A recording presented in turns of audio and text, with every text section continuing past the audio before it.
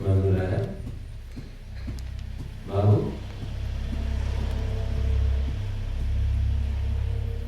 ఈరోజు మరి విద్యుత్, లోహం,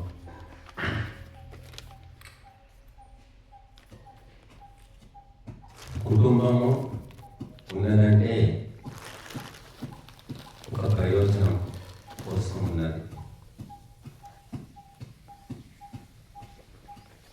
గ్రామం కూడా కలిసికట్టుగా సుఖశాంతులతో ఉండడానికి గ్రామం అనేది ఏర్పడింది.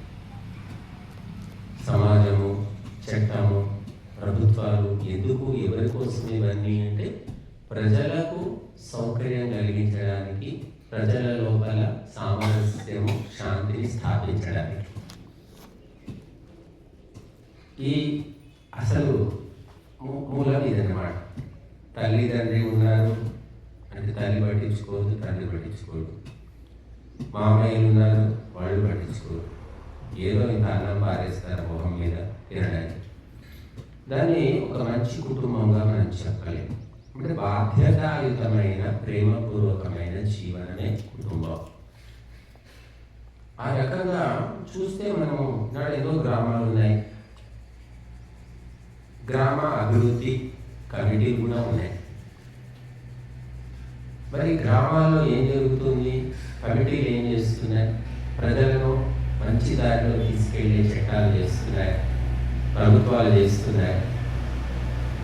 సుల్తానులు, నవాబులు, నిజాములు, ఆంగ్లేయులు పరిపాలించినప్పుడు కూడా ఇప్పుడున్న ఈ ఎక్సైజ్ సిస్టమ్ ఉందనుకోండి. అంటే సారా మీద సంపాదన, దానితో ప్రభుత్వాలు నడపడం అనే విధానము స్వతంత్ర భారతంలోనే వచ్చింది. లక్షల మంది వీరులు రక్తాన్ని ధారపోస్తే వచ్చిన స్వాతంత్ర్యాన్ని సారాతోటి సర్వనాశనం చేస్తున్నారు. అంటే ఒక దుష్ట నెట్వర్క్ అనేది ఎంత బలంగా ఉందో చూడు. సారా ఆదాయం, మద్యం ఆదాయం మీదనే ప్రభుత్వాలు నడుస్తున్నాయి. ఇంకా నీతులు, నియమాలు, శాస్త్రాలు ఎవరి కోసం? ప్రభుత్వం ఉన్నది ఎందుకు? ప్రజలను తాగుడు అలవాటు చేయడానికి. సరే, ఇంత భయంకరమైన పరిస్థితుల్లో కూడా ఎక్కడో చిమ్మ చీకట్లో ఆశాదీపంలాగా కొంతమందికి తెలివి వస్తున్నది. వాళ్ళు అందులో ఛత్తీస్గఢ్ చాలా వెనుకబడ్డ ప్రాంతం. అంతా అడవులే, ఆదివాసులే ఉంటారు. అక్కడ ఏమీ పెద్ద డెవలప్మెంట్ లేదు. కానీ వాళ్లకు కొంచెం తెలివి వచ్చింది. అందులో బలోద్ జిల్లా మేదకి గ్రామం అట. ఈరోజు ఈనాడు పేపర్లో నేను చదివింది. ఆ గ్రామంలో వాళ్ళు ఏం చేశారు అంటే 5 ఏళ్ల క్రిందటనే మద్య నిషేధం అమలు చేశారు. 5 ఏళ్ళు అవుతుంది. అమ్మితే 10,000 జరిమానా. ఊళ్ళో మద్యం అమ్మితే. సరే, ఎక్కడో తాగి వస్తాడు వాడు. ఊళ్ళో అమ్మకుంటే తాగేవాడు తాగరా? ఎక్కడో తాగి వచ్చి గొడవ చేస్తే 11,000 జరిమానా.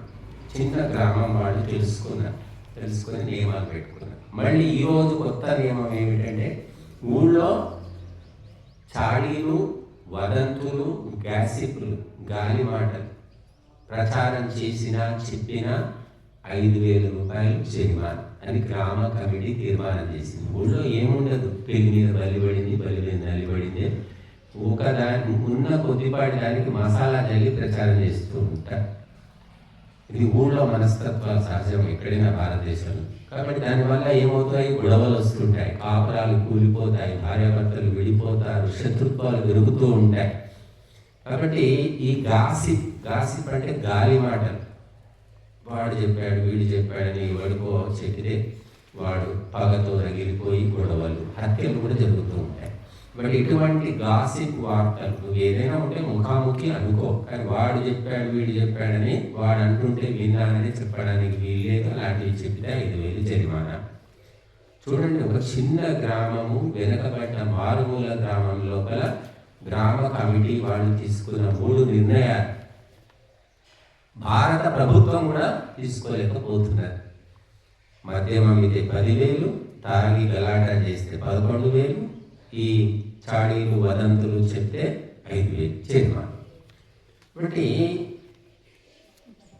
మంచి ఆలోచన రావడానికి, మంచి మార్గం పట్టడానికి పెద్ద చదువులు, పెద్ద అధికారాలు అవసరం లేదండి. అది సంస్కారాన్ని బట్టి, పూర్వజన్మ వాసనని బట్టి కూడా చాలామంది తెలుసుకుంటూ ఉంటారు. అలా మరి ప్రతి గ్రామంలో ఇటువంటి ఆలోచన వస్తే, అమలు చేస్తే నిజంగా గ్రామాలన్నీ శాంతి సౌభాగ్యాలతో విలసిల్లుతాయి.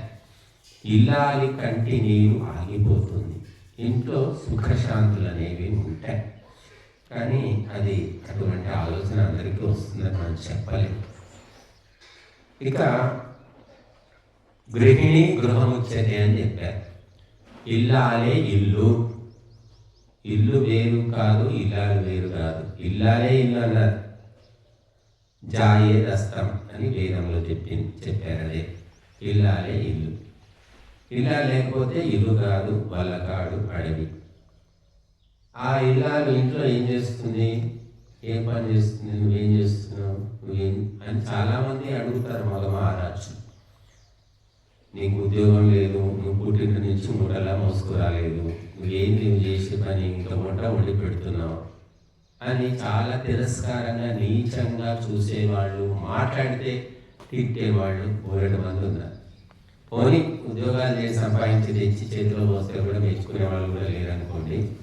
అందుకే ఢిల్లీ హైకోర్టు ఈరోజు తీర్పు, ఒక కేసు విషయంలో చెప్పిన తీర్పు ఏమిటంటే, గృహిణి శ్రమను గుర్తించకపోవడం అన్యాయము అని ఒక కేసు విషయంలో తీర్పు చెప్పింది. ఇల్లాలు సరిగ్గా ఇల్లు నడిపితేనే, ఆమె సక్రమంగా అన్ని ఏర్పాట్లు చేస్తేనే భర్త సక్రమంగా పని చేయగలుగుతాడు, మనసు పెట్టి ఏకాగ్రతతో తన పనిని చేయగలుగుతాడు. ఇల్లాలు బాధ్యతలను వదిలేస్తే ఆ భర్త పని కూడా అయిపోతుంది. కాబట్టి ఆమె శ్రమను గుర్తించాలి. ఆమె ఏ పని చేయట్లేదు బయట, కాబట్టి ఆమె సోమరిపోతూ అని అనుకోవడానికి వీల్లేదు. ఆమె ఇంట్లో చేసిన పని విలువ చాలా గొప్పది. ఆమె బయట ఉద్యోగం చేయట్లేదు కాబట్టి భర్త మీద ఆధారపడి ఉంటుంది అనేది సరైనది కాదు అని చాలా పెద్ద తీర్పు ఇచ్చారు ఈరోజు ఈనాడు పేపర్లో చూడండి. బట్ ఒక ఇల్లాలు కానీ, ఒక తల్లి కానీ చేసే సేవలు చాలా సూక్ష్మమైనటువంటి, అవి లెక్క పెట్టాలన్నా, వాటికి మనం లెక్క కట్టి జీతం కానీ, డబ్బులు కానీ ఇవ్వాలన్నా కూడా ఏ భర్త జీతము సరిపోదు, ఏ అత్తగారి ఆస్తులు కూడా సరిపోవన్నమాట. ప్రతిదానికి మనం లెక్క పెట్టలేము. కాబట్టి మరి ఆ ఇల్లాలు చదువుకొని ఈనాడు ఉద్యోగాలు చేసి కూడా పోషిస్తున్నటువంటి వాళ్ళు కూడా ఉన్నారు. చదువుకొని ఉద్యోగం చేయకపోయినా ఇంట్లో కూడా ఎన్నో పనులు ఉంటాయి అనుకుంటారు. ఇంట్లో ఏం పని ఉండదు అనుకుంటారు. చేస్తూ పోతుంటే పనులు ఏదో ఒకటి వస్తూనే ఉంటాయి. ఇంకా పిల్లలు, చిన్నపిల్లలు ఉంటే వాళ్ళని పెంచడము, పెద్ద చేయడము, అనేక రకాల, మళ్ళీ ఇంటికి చుట్టాలు వస్తే చూసుకోవడము. కేవలం ఇది ఒక యంత్రం చేయలేదు పని.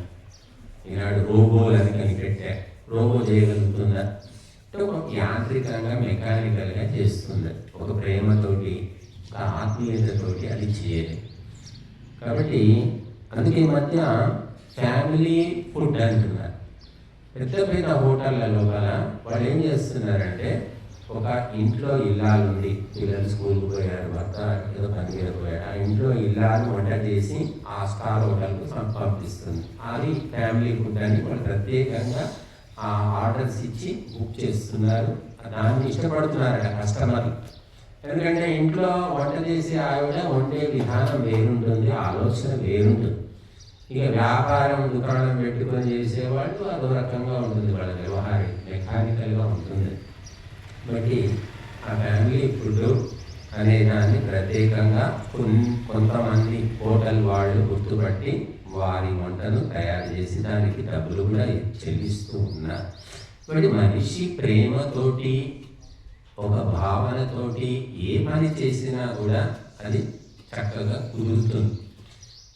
యాంత్రికంగా ఏదో మెకానికల్గా లేకపోతే రొటీన్గా చేయాలి కాబట్టి చేయాలి అని అలా చేసుకుంటూ పోతే దాంట్లో ప్రభావం అనేది ఉండదు. పాఠము చెప్తూ ఉంటారు. మనకు 6 సైన్స్ కో టీచరు, సోషల్ కో టీచరు, తెలుగు కో టీచరు, హిందీ కో టీచరు, 6 టీచర్లు పాఠం చెప్పినా మనకు ఎవరో ఒక టీచర్ చెప్పే పద్ధతే నచ్చుతుంది. ఎందుకు అంటే వాళ్ళు చెప్పినప్పుడే అర్థమైపోతుంది. మనకు జుట్టు బిక్కునే అవసరం ఉండదు, క్లాసులో నిద్ర రాదు, అంత చక్కగా వాళ్ళు చెప్తారు. అలా చెప్పడానికి వాళ్ళు ఏం తిన్నారు, ఎక్కడ ట్రైనింగ్ అయ్యారు మనకు తెలియదు. చెప్పే విధానము మరొకరు దాన్ని చేయలేరన్నమాట. అలా వంట కానివ్వండి, ఏదైనా కానివ్వండి, ఒకరు చేసినట్టుగా ఒకరి చేతి ప్రభావం మరొకరి చేతికి రాదు. తల్లి వండినట్టు కూతుకు రాకపోవచ్చు.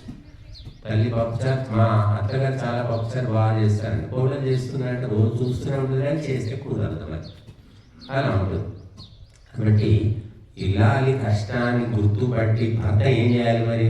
సరే ఇల్లాలి కష్టం చేస్తుంది, ఏం చేయాలి? నెత్తి మీద పెట్టుకోవాలన్నా, మనం కిరీటం పెట్టాలన్నా, లేదా పొద్దున చేసి పూజ చేయాలన్నా, అవన్నీ అవసరం లేదండి. కనీసం నాకు మంచి మాట, బాగుంది ఈరోజు ఉంటుంది, మరీ బాగుంది ఈరోజు, నిన్నటికంటే ఈరోజు ఇంకా మరీ బాగా కుదిరింది, చాలా చక్కగా చేస్తున్నాం అని కాస్త మెచ్చుకోలు మాటలు 4 మాట్లాడితే ఎవరికైనా సరే, ఇలాగనే కాదు ఏ పని చేసేవాడి, ఏమైనా అంతా ఊడ్చా, అక్కడంతా మట్టి అలాగే ఉంది, అది ఎట్లాగే ఉందంటే అంతా ఊడ్చింది పోయింది, ఎక్కడో చిన్న మట్టో లేకపోతే ఏదో గడ్డో దారం ఉంటే దాన్ని నువ్వు ఫోకస్ చేసి చూపిస్తే వాడికి ఇక ఊడ్చేవాడు సేవ చేసేవాడు చేయాలని అనిపించాడు. బట్టి నువ్వు చాలా బాగా ఊడ్చావయ్యా, చాలా చక్కగా, అసలు ఇంతవరకు చూడలేదు, కాకపోతే ఇక్కడ కొద్దిగా ఇది చూసుకున్నట్టున్నావు, ఇక్కడ కొద్దిగా చెత్త ఉంది, ఇక్కడ ఏదో గడ్డి ఉంది అంటే అది వేరుంది. ఏం ఊడ్చినావయ్యా అంత, ఇగో ఇక్కడ చూడి చెత్త ఉందంటే అది ఊడ్చినాక పోయింది అనమాట. అంటే చెప్పే విధానము, మాట్లాడే విధానాన్ని బట్టి ఎదుటి వ్యక్తిలో మార్పు వస్తుంది. ఈ పాజిటివ్ థింకింగ్ అంటాం మనం. ఇది ఎక్కడ మనకు అనిపించడమే లేదు. అది మనుషుల్లో అంతా నెగిటివ్. ఎంత మంచి చేసినా సరే ఏదో ఒక చిన్న విషయం లోపల పట్టుకొని వాళ్ళు వ్యతిరేకిస్తారు, దూరం అయిపోతూ ఉంటారు. కాబట్టి భార్య అయినా భర్త అయినా మంచి మాటలతోటి ఒకరి కష్టాన్ని ఒకరు గుర్తించడం. బయట పోయి పని చేస్తేనే కష్టమని కాదండి. చాలామంది అనుకుంటారు. ఈ మధ్య కొంతమంది తయారయ్యారు, క్షత్రియులు అంటే అన్ని జాబ్స్ చేసేవాళ్ళు, ఉద్యోగాలు రకరకాలు చేస్తున్నారు, వ్యవసాయాలు చేస్తున్నారు, కూలి పనులు చేస్తున్నారు. ఇది కష్టమైన పనులట. కూర్చొని మంత్రాలు చదవడం, పూజలు చేయడం, ఉపదేశాలు ఇవ్వడం చాలా తేలికైన పని. కూర్చున్న దగ్గరే హాయిగా బ్రాహ్మణులు ఉంటారు, వాళ్ళు ఏమి శ్రమ చేయరు. వాడు ఉన్నాడు కంచాయిలే ఏమంటాడంటే అన్ని కులాలు అందరూ మనుషులు కష్టపడుతున్నారట, ఒక బ్రాహ్మణుడే కష్టపడకుండా కూర్చున్న దగ్గర పులిహోర దద్దోజనం అన్నీ తింటున్నాడు, ఏవో 4 మంత్రాలు చెప్తాడు. ఏముంది కష్టం అందులో అంటే నువ్వు ఆ పని చేస్తే, నేర్చుకుంటే చేస్తే తెలుస్తుంది. నీకు రాదు, నువ్వు చేయలేవు, నువ్వు చేసిన నీ దగ్గరికి ఎవరు రారు.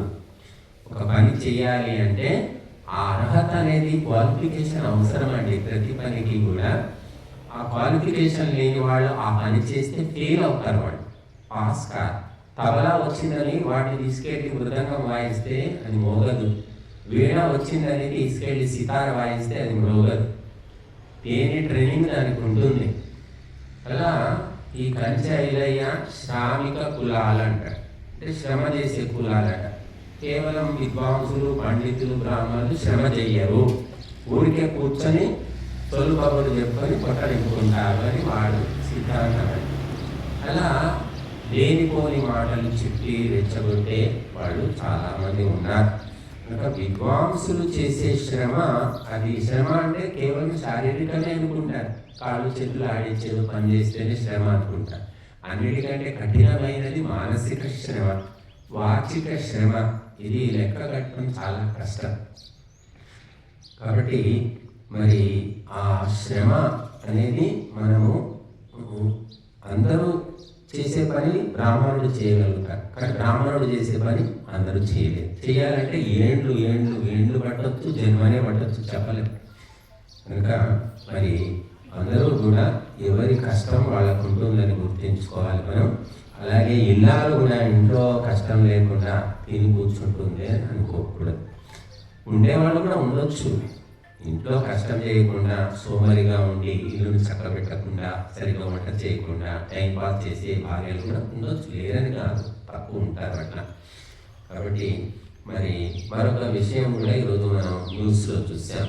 గుజరాత్లో సురేంద్రనగర్ జిల్లా డిప్యూటీ కలెక్టర్ హరీష్ మక్వాన్ ఆయన ఏమి ఆదేశం చేశాడు అంటే, వృద్ధాప్యంలో తల్లిదండ్రులను వదిలేస్తే కఠిన చర్యలు తీసుకోవడం జరుగుతుంది. వృద్ధాప్యంలో తల్లిదండ్రులను వదిలేయడం అంటే ఏంటంటే వాళ్ళ ఆస్తులు అన్నీ, డబ్బులు అన్నీ తీసుకోవడం, వాళ్ళని పట్టించుకోకపోవడం, దాన్ని వదిలేయడం అంట. ఆస్తులు ఇవ్వకుంటే వదిలేయొచ్చా? ఆస్తులు తీసుకోకుండా వదిలేయొచ్చా అంటే, ఆస్తులు ఇచ్చినా ఇవ్వకపోయినా పెంచి పెద్ద చేశారు, దానికి శ్రమ, ఆ శ్రమకు విలువ ఏముంది, దానికి ఎలా లెక్క కడతాము? కాబట్టి అది కూడా కుదరదు. కాబట్టి వాళ్ళకు అవసరమైన వైద్యం కానీ, సౌకర్యాలు కానీ, బట్టలు కానీ, మందులు కానీ ఏమైనా వాళ్ళకి ఇవ్వాల్సిందే, లేకపోతే చట్టపరంగా చర్యలు తీసుకుంటారని చెప్పాడు. ఇంతకుముందు మనకు కొన్ని చట్టాలు చేశారు. కాబట్టి వాటిని అమలు చేసేది ఎవరు అంటే, చాలామంది తల్లిదండ్రులు పిచ్చిగా గుడ్డిగా ఏం చేస్తారంటే, నా కొడుకు బుద్ధిమంతుడు, నా కొడుకు అట్లాంటి వాడు కాదు, నా కూతురు అట్లాంటిది కాదని ఉన్న ఆస్తులన్నీ వాళ్ళు రాస్తారు. తర్వాత లాభోదీపం అంటారు, వాళ్ళు పట్టించుకోరు. ఆ రాయకముందు ఉన్న ప్రేమ కూడా ఉండదన్నమాట. అయిపోయింది కదా, చాప్టర్ క్లోజ్. కాబట్టి ఇలాగా మానవ మనస్తత్వాన్ని తెలుసుకోకుండా పిచ్చిగా ప్రవర్తిస్తూ ఉంటారు. అది మోహం అని చెప్పుకోవచ్చు. ఆ మోహం వల్ల చివరికి కురువంశం నాశనం అయిపోయింది. దుర్యోధనుడు, దుశ్శాసనుడు వీళ్ళందరికీ మరి గాంధారి చెప్పలేదు, ధృతరాష్ట్రుడు చెప్పలేదు. మోహంతో గట్టిగా చెప్పకపోవడం వల్ల చివరికి వంశనాశనం జరిగింది. కాబట్టి చట్టాలు చేసినప్పటికీ కూడా ఆ మనుషుల లోపల నైతిక విలువలు లేకపోతే ఆ చట్టాలు ఏం చేస్తాయి చెప్పండి? వారకట్నం తీసుకోవద్దు చట్టం చేశారు, స్త్రీలను హింస పెట్టద్దు గృహహింస చట్టం చేశారు. అయినా జరుగుతూనే ఉన్నాయి. ప్రతి ఒక్క దానికి పోలీస్ స్టేషన్కి ఎక్కుతారా? ఎంతమంది ఎక్కుతారు? ఎంతమందికి ఆ ఓపికలు? కాబట్టి చట్టాల కంటే మనుషుల్లో నైతిక విలువలు, పాప భీతి అంటారు. ఆ పాప భీతి, నైతిక విలువ లేకపోతే ఏ చట్టమైనా ఒకటే. కాబట్టి మనకు వేద శాస్త్రాల్లో స్పష్టంగా చెప్పారు, ఒక భార్య, భర్త, కొడుకు, గురువు, రాజు, ప్రజలు అందరూ ఎలా ఉండాలి. ఎన్నో మంత్రాలు మనకు చెప్తున్నాయి. ఈ వ్యవస్థ ఎవరు ఏర్పరిచారు అంటే భగవంతుడు ఏర్పరిచారట. ఇది ఈ భార్య, ఈ భర్త, ఈ సంసారం, ఈ పిల్లలు వ్యవస్థ ప్రభుత్వాలు చేయలేదండి. భగవంతుడు వేదంలో ఆదేశం ఇచ్చాడు. ఈ సృష్టి మొత్తము కూడా ఒక సంసారం మాదిరిగా నడుస్తూ ఉంది. సూర్యుడు నీకు తండ్రి, భూమి నీకు తల్లి, మిగిలిన ప్రాణులన్నీ నీకు సోదరుల వంటి వారు అని వేదం చెప్తుంది మనకు. కాబట్టి సూర్యుడు, భూమి కలిసి మెలిసి ఉంటే ఈ ప్రపంచం నడుస్తుంది. సూర్యుడు ఎవరు అంటే పురుషుడు, భూమి ఎవరు అంటే స్త్రీ. అలాగే భార్య, భర్త కలిసి మెలిసి ఉండి ప్రపంచ సంసారాన్ని నడపమని వేదం యొక్క ఆదేశం ఇది. ఆడవాళ్ళు వాళ్ళు స్వతంత్రంగా, మగవాళ్ళు స్వతంత్రంగా ఏ సంబంధం లేకుండా ఉంటే కుదరదు. కాబట్టి ఒక భార్యకు ఒకే భర్త, ఒక భర్తకు ఒకే భార్య అని మనకు వేదాలు చెప్తున్నాయి. చూడండి, భూమి చుట్టూ సూర్యుడు తిరుగుతున్నాడు, సూర్యుని చుట్టూ భూమి తిరుగుతుంది. కానీ భూమి చుట్టూ సూర్యుడు తిరగడం లేదు. ఎందుకు తిరగదు? తిరిగితే ఏమవుతుంది అని నువ్వు మారుస్తావా?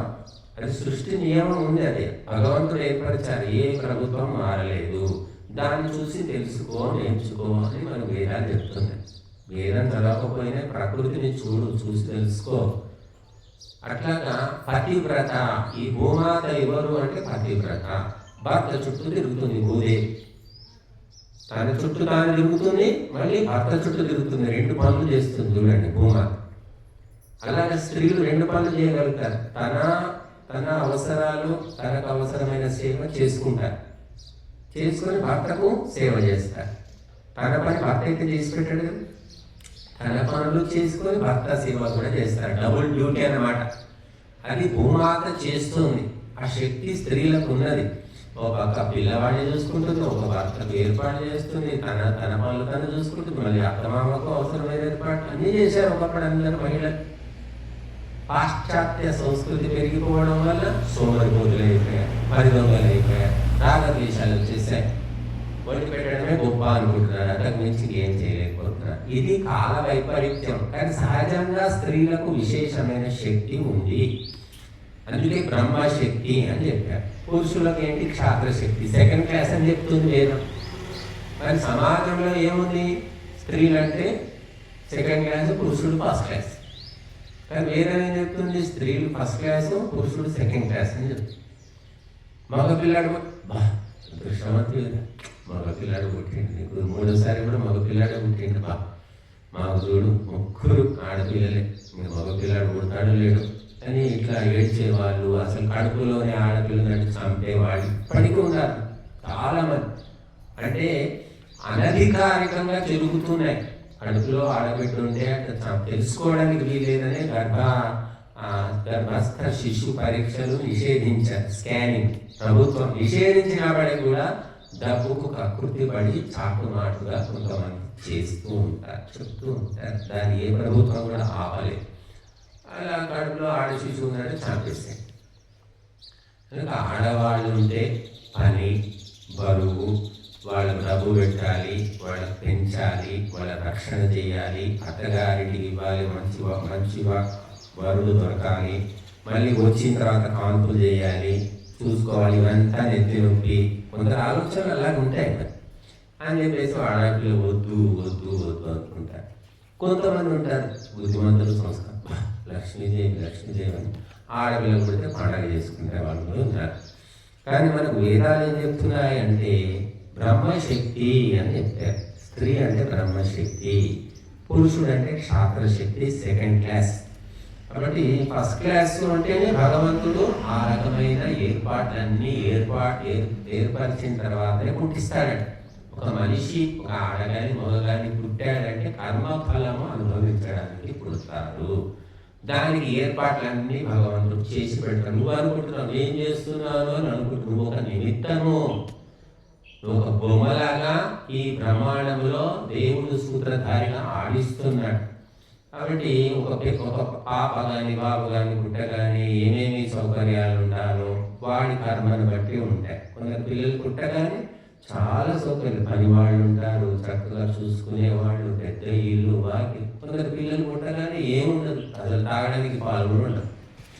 అంటే వారి కర్మఫలాన్ని బట్టి అక్కడ వ్యవస్థ ఉంటుంది. కానీ మనిషి తెలుసుకోక నేను చేస్తున్నాను, ఈ అహంకారంతో సర్వనాశనం అయిపోతుంది. ప్రతి ఒక్కటి నేనే నేనే నేనే, నా వల్లనే జరుగుతుంది అనుకుంటాడు మనిషి.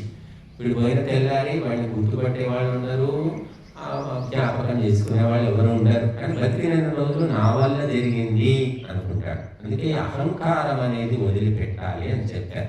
నిమిత్త మాత్రం భవ సవ్యసాక్షిన్ అని చెప్పి, నిమిత్త మాత్రం. ఉప్పు లేకపోతే తినలేము, కానీ ఉప్పే తింటామా? ఒకడు తినడు, ఉప్పు తినవయ్యా అంటే ఉప్పు లేకపోతే మాత్రం తినలేము. ఆ ఉప్పు ఏమిటంటే అహంకారం. అహంకారముతోటే మనిషి జీవితం నడవదు. అహంకారం అవసరమే. ఎంత అవసరం అంటే కూరలో ఉప్పు ఎంత అవసరం అంత ఉండాలి, వేసి వేయనట్లు. ఎక్కువైతే విషమైపోదు, తక్కువైతే తినలేదు. కొంతమంది విపరీతమైన అహంకారం, కొంతమంది ఉండి ఉండనట్టు నేనేం చేశానండి, నేను దేవుడు దయదలిస్తే చేశాను, నిజం చేసింది వాడే. కానీ దేవుడు దయవల్ల చేశానని చెప్తాడు. కానీ జనానికి తెలుసు అతనే కష్టపడ్డాడండి, ఆయనే చేశాడు, కానీ తన మీద వేసుకోడండి. చాలా వినయం ఉంటుంది, విధేయత ఉంటుంది అంట. అంటే మనం నేను చేశానని చెప్పుకుంటే లోకం గుర్తించదా, భగవంతుడు గుర్తించదా?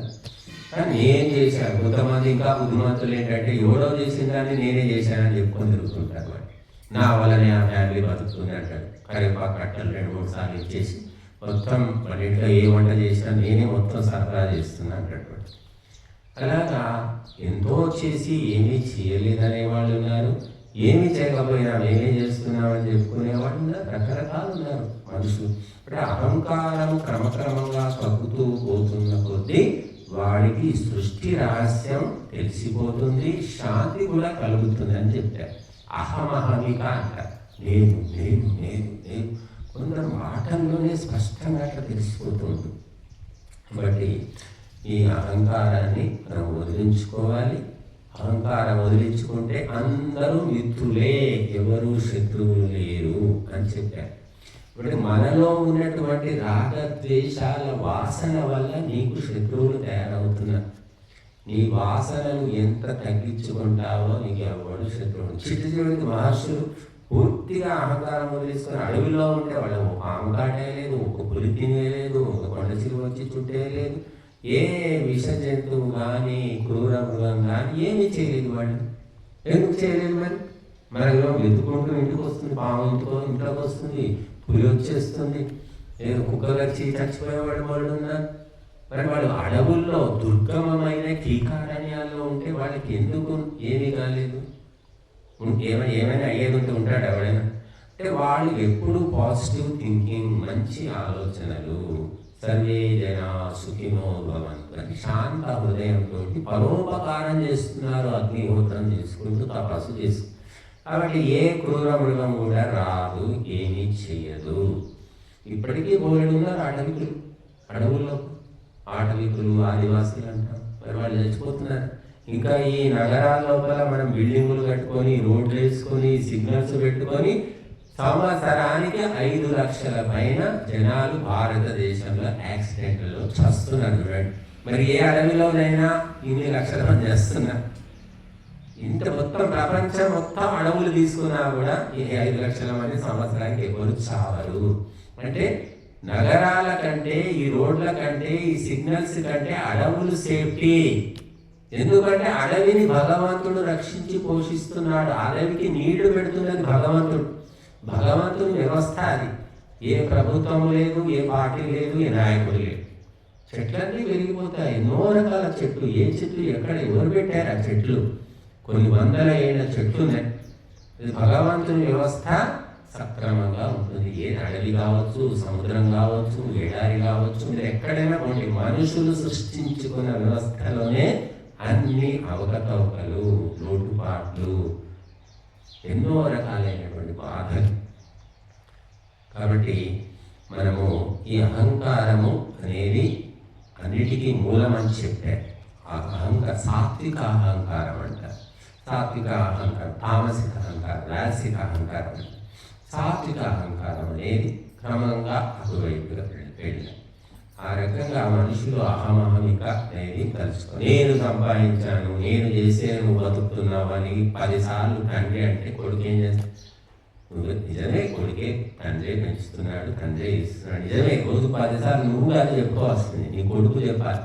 మా నాన్న ఎద్దులా కష్టపడి మమ్మల్ని పెంచాడు, పెద్ద చేసి వాడు చెప్పుకుంటే అది అందరికీ బాగుంటుంది. తండ్రి రోజు డబ్బు కొట్టుకుంటే ఆ కొడుకు ఏమిటి? ద్వేషం అనేది వస్తుంది. నువ్వే చేస్తావు పెద్ద ప్రపంచంలో లేని తండ్రివి నువ్వేనా? పలానా చూడు, మా ఫ్రెండ్ వాళ్ళ తండ్రి చూడు, ఇంత కారు కొనిచ్చాడు, బండి కొనిచ్చాడు, నీ వారు నువ్వేం చేసావు అంటాడు.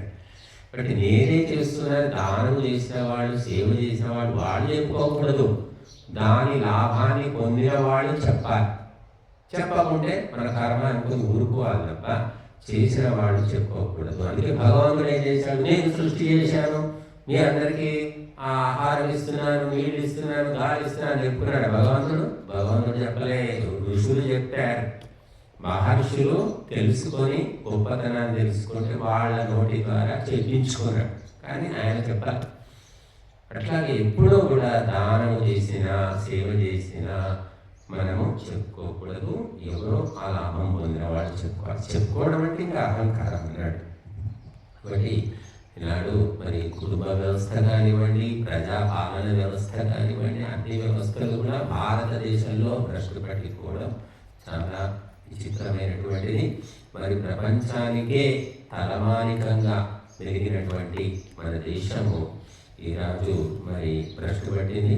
మనం రోజు చాలా మంత్రాలు చదువుతూ ఉన్నాం, ఇంకా అనేక విషయాలు వస్తూ ఉన్నాయి.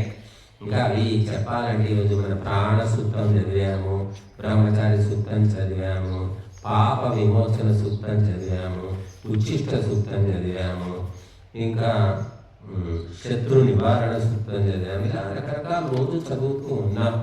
అనేక విషయాలు వీటి లోపల మానవులకు ఉపయోగకరమైనది ఎన్నో చెప్పారు. అందుకే చెబుతూ ఉంటే, వింటూ ఉంటే, చదువుతూ ఉంటే యుగాలు యుగాలు గడిచిపోతాయట. జన్మలు జన్మలు గడిచిపోయినా ఈ సృష్టికి అంతం లేదు, ఆ పరమాత్మకు అంతం లేదు, ఈ వేదానికి కూడా అంతం లేదని చెప్పారు. మరి బ్రహ్మచారి సూక్తం లోపల అది బ్రహ్మచర్యం గురించి మనకు ఎంతో చెప్పారు. ఈ బ్రహ్మచర్యైన కన్య యువానం విందతే పతి, కన్య కూడా బ్రహ్మచర్యం పాటించాలని చెప్తుంది ఇక్కడ మంత్రం. పురుషులు పాటించడం విన్నా కానీ కన్య కూడా పాటించాలని చెప్తుంది. బ్రహ్మచర్యేణ తపస దేవా మృత్యు ఉపాఘ్రత, దేవతలు మృత్యువు జయించారట, మృత్యువును దెబ్బతీశారట బ్రహ్మచర్యం పాటించి. అటువంటి గొప్ప శక్తి బ్రహ్మచర్యంలో ఉంది. అలాగే ఓషధయ భూతభవ్యం అహోరాత్రే వనస్పతి సంవత్సర సహర్తుభిస్తే జాత బ్రహ్మచారిణ. ఇవన్నీ బ్రహ్మచారులుగా ఉన్నాయట. ఓషధులు, భూత భవిష్యత్ వర్తమాన కాలాలు, అహోరాత్రులు, వనస్పతులు, సంవత్సరము, ఋతువులు అన్ని బ్రహ్మచారులుగా ఉన్నాయి. కాబట్టి బ్రహ్మచారి కాకుండా ఆచార్యుడు కాలేడు. బ్రహ్మచారి కాకుండా రాజు రాష్ట్రాన్ని రక్షించలేడని మంత్రాలు చెప్తున్నాయి. చూడండి, బ్రహ్మచర్యేణ తపస రాజా రాష్ట్రం విరక్షతి. మరి బ్రహ్మచారి రాజు వ్యభిచారి కాకూడదు, ఇంద్రియలోనుడు కాకూడదు. బ్రహ్మచర్యంగా ఉంటే, శక్తిమంతుడిగా ఉంటే శత్రువులు కూడా భయపడతారు. కానీ ఇక మనం చెప్పేదే లేదు. ఇక డబ్బుండి అధికారం ఉన్న వాళ్ళంతా, అంటే మన ప్రజాప్రతినిధులకు ఎన్నెన్ని సంబంధాలు, ఎన్నెన్ని వేషాలు, కొన్ని బయటపడుతున్నాయి, కొన్ని బయటపడటం లేవు. ఆచార్యో బ్రహ్మచర్యేణ బ్రహ్మచారిణ నిచ్చతే. ఆచార్యుడు కూడా బ్రహ్మచారిగా ఉంటే అతడు ఆ బ్రహ్మచారిని ఇష్టపడతాడు, లేదా బ్రహ్మచారి అతన్ని ఇష్టపడతాడు. విద్యలన్నీ కూడా బుద్ధిలో ఉండాలి అంటే బ్రహ్మచర్యం అవసరం ఉండాలి. కాబట్టి ఒక రకమైన ఉదాత్తమైన పవిత్రమైన భావన ఈనాడు మన చదువుల్లో అది శూన్యమైతే. ఇక్కడ ఏం చెప్తున్నాడు? ఆచార్యో బ్రహ్మచారి, బ్రహ్మచారి ప్రజాపతి, ప్రజాపతి విరాజతి, విరాడిలో భవద్వసు. కాబట్టి ఆచార్యుడు బ్రహ్మచారిగా ఉండాలి అని చెప్తున్నారు. ఆచార్యుడు అంటే ఎవరు?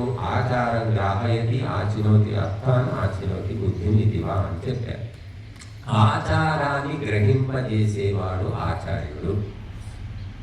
అంటే ఆచార్యుడు అంటే ఏదో పాటలు చెప్పుకొని పోవడం కాదు, ఆచారాన్ని శిష్యులతో గ్రహింపజేస్తాడు. ఇలా నడవాలి, ఇలా తినాలి, ఇలా మెలగాలి, ఇలా పడుకోవాలి, ఇలా మాట్లాడాలి, ఇలా చూడాలి అని ప్రతి ఒక్క విషయంలో సంస్కరణ, రిఫార్మేషన్ చేస్తాడనమాట.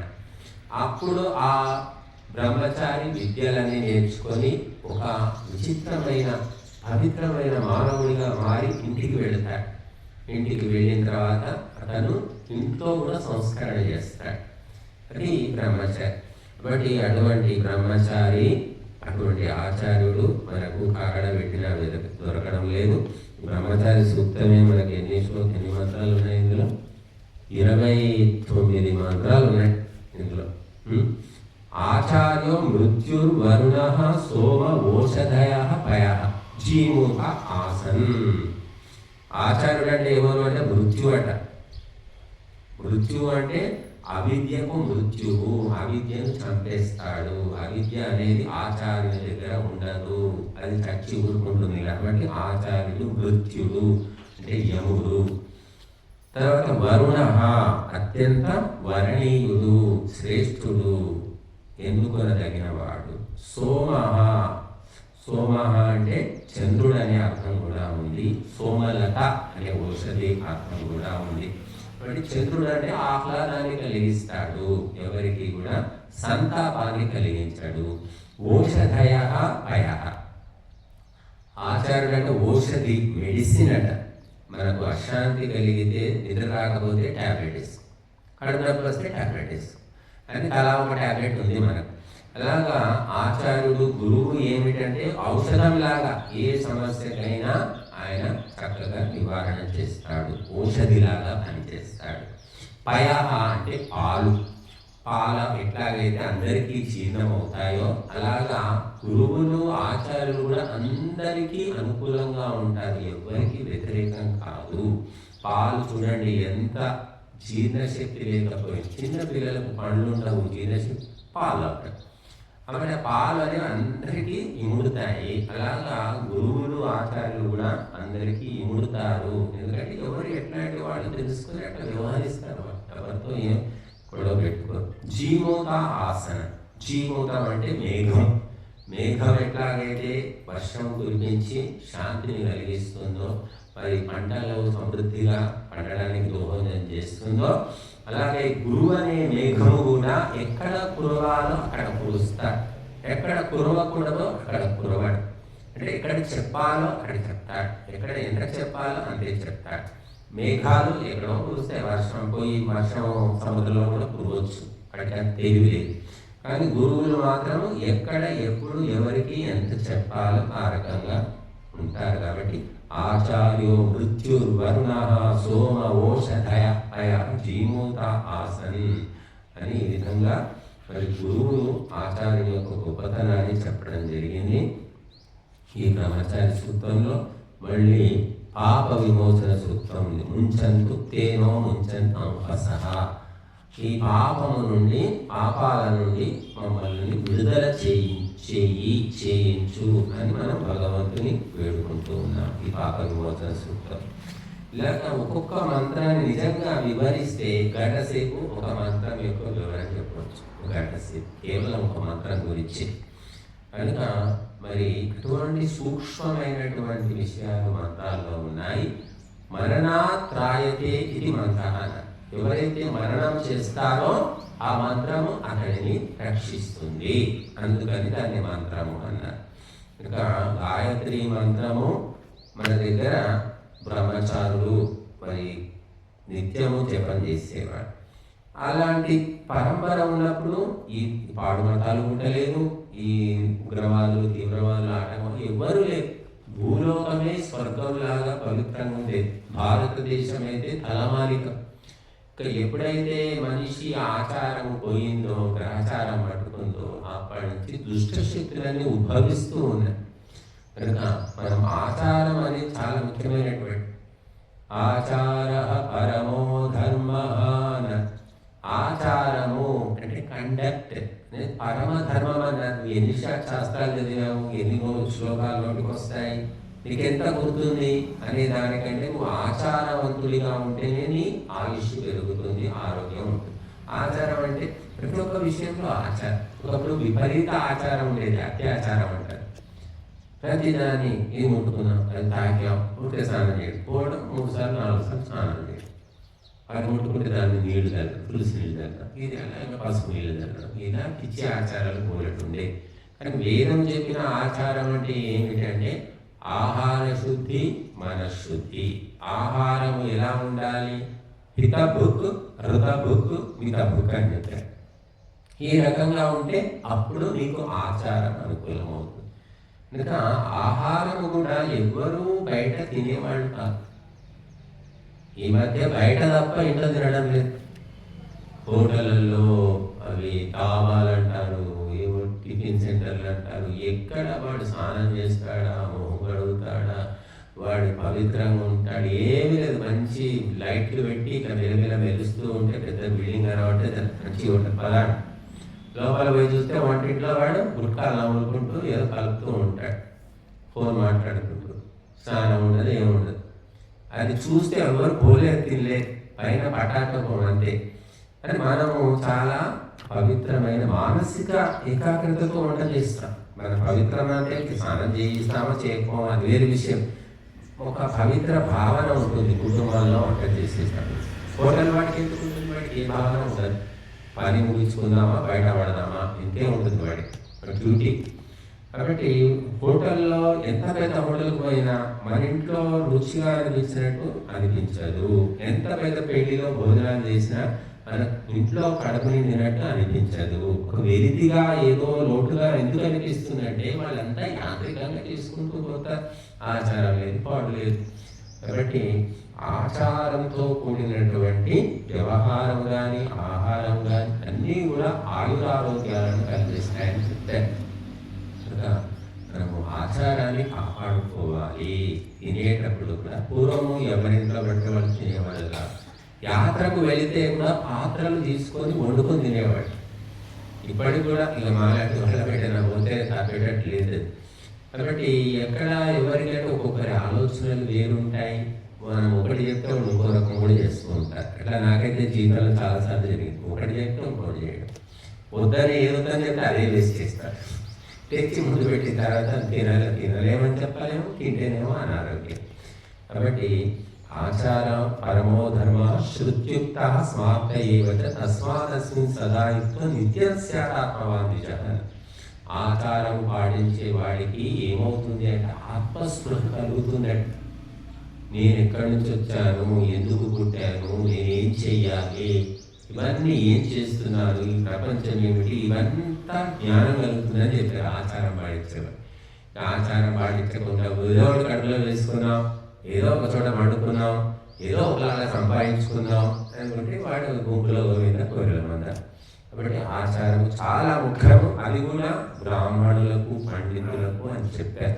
పండితునికి ఆచారం లేకపోతే వేదాలని మర్చిపోతాడట, వేదాలకు వక్ర భాష అని చెప్తాడట. అలాగే జరిగింది. కాబట్టి మనం ఎప్పుడూ కూడా ఆచారాన్ని కాపాడుకుంటే ఆచారం మనల్ని రక్షిస్తుంది. కానీ ఆచారం ముదిరిపోయి అత్యాచారం అయిపోవడం వల్ల మరి అనేక రకాల నష్టాలను కూడా పొందారు.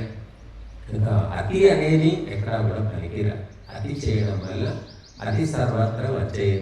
ఇంకా అతి ఇంకా ముదిరిపోతే అతి అవుతుంది. ఏదైనా మనము పొదుపు చేయడం అనేది మంచిదే. పొదుపు ముదిరితే ఏమవుతుంది, పిసినారు.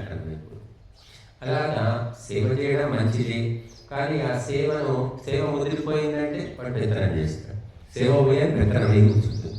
అది అందరికీ కూడా బాధాకరం అవుతుంది. కాబట్టి ఏదైనా సరే దాని పరిధిలో లిమిట్గా ఉంటే అందరికీ సంతోషం, అందరికీ సుఖం. ఉప్పైనా, పప్పైనా, చక్కెరైనా, కారమైనా ఎంతెంత ఉండాలో అంతంత మాత్రలో వేసుకుంటేనే మనకు సుఖం అనేది ఉంటుంది. ఎక్కువైపోతే దుఃఖం అయిపోతుంది. సంసారం కూడా అంతే. చాలా భార్య అంటే చాలా ప్రేమ, భర్త అంటే చాలా ప్రేమ, పిల్లలంటే చాలా ప్రేమ. ఆ ప్రేమను భరించలేక ఊరికే ఇలా ఏం కాసుకుని తింటావా, నేను తింటా, నాకు తెలియదా, నేను బట్టలు వేసుకుంటా, నాకు తెలియదా, ప్రతిదీ నువ్వే చేయాలి, నేను చూసుకుంటాలే అంటారు. పిల్లలు అంటారు, భర్త ఉన్నాడు, భార్య ఉన్నాడు, ప్రతిదీ ఎందుకు నువ్వు వెంట ఉంది. ఏం లేదు, మర్చిపోతానేమో అని చెప్తా. ఏం మర్చిపోతానండి, ఊరికేసుకోదిలాగా అంటే లేదా అంటారు. పిల్లలైతే అసలు భరించలేదు. ఒకప్పుడు ఏదో భరిస్తారు, కొంచెం పెద్ద అయిన తర్వాత ఏంటమ్మా ఊరికే ప్రధానికి చెప్తాను ఎందుకు, ఇంత జాగ్రత్త అవసరమా అంటే, కాదు నాన్న ప్రపంచం ఎట్లా ఉంది, బయటికి వెళ్తారు కదా అని ఏదో చెప్తున్నాను. చాలా చెప్పింది చాలు, ఎక్కువైపోయింది, విని మా చెవులు పోతున్నారంటారు. అంటే అతి జాగ్రత్తలు, అతి చేయడం అనేది తగ్గించుకుంటే అందరూ ఎవరు చులకనగా. అతి చేయడం వల్ల ఉన్న విలువ కూడా పోతుంది అన్నమాట. కాబట్టి అతి చేయకుండా, అతి మాత్రం ధర్మం విషయంలో మాత్రం అతి చేయాల్సిందే. అధికస్య అధికం ఫలం అన్నారు. దేనికి చెప్పారు? ధర్మం కోసం చెప్పారు. అధికస్య అధికం ఫలం, బాగా తింటే బాగా మంచి ఫలితం వస్తుందని కాదు అక్కడ. ఏదో కేవలం ధర్మ విషయంలో, దానం విషయంలో నువ్వు ఎంత ఎక్కువ చేసుకుంటే అంత పుణ్యం వస్తుంది, ఫలితం వస్తుంది అని చెప్పారు. కాబట్టి అతి అనే దానివల్ల ఆచారం పట్ల ఆసక్తి పోయింది. అసలు ఆచారము పూర్తిగా కుప్పగూలిపోయింది. ఎందుకంటే అతి ఎక్కువ అయిపోవడం వల్ల మొహం ఎత్తిపోయింది. ఎవరు ఏం ఆచారం, ఎవడెవడు వండితే తినేయడం అంతే. ఏంద్రా ఏ కాలంలో ఉన్నాం ఇంకా, ఈ వాడు ఇవన్నీ ఎవరు చూస్తున్నారు ఈ కాలంలో, తినేసి ఏదో కడుపుకో అంటారు. ఎందుకంటే ఒకప్పుడు తీవ్రమైన ఆచారం పాటించిన సమాజము మొహం ఎత్తిపోయింది ఆ తీవ్రత వల్ల. కాబట్టి చివరికి ఇలా అయింది. కాబట్టి మనం ఆచారము ఎప్పుడు మళ్ళీ దానికి చెప్పారు, ఆపత్కాలము, సామాన్య కాలము, విశేష కాలం అని చెప్పారు. ఇవన్నీ గమనించుకొని ఆచారం పాటించాలన్నాడు. ఎక్కడో పోయి అక్కడ సాగాలి, నా ఆచారం సాగాలంటే సాగదు మరి. కాబట్టి ఆపత్కాలం అని చెప్పారు. ప్రాణాపాయ పరిస్థితుల్లో ఆచారంగా అన్ని పక్కన పెట్టాలని చెప్పారు. ఇవన్నీ తెలుసుకొని ముందుకు నడిస్తేనే మానవ జీవితము సుఖకరంగా ఉంటుంది. అతడు ఆయురారోగ్యాలతో జీవిస్తాడు. ఓం శాంతి.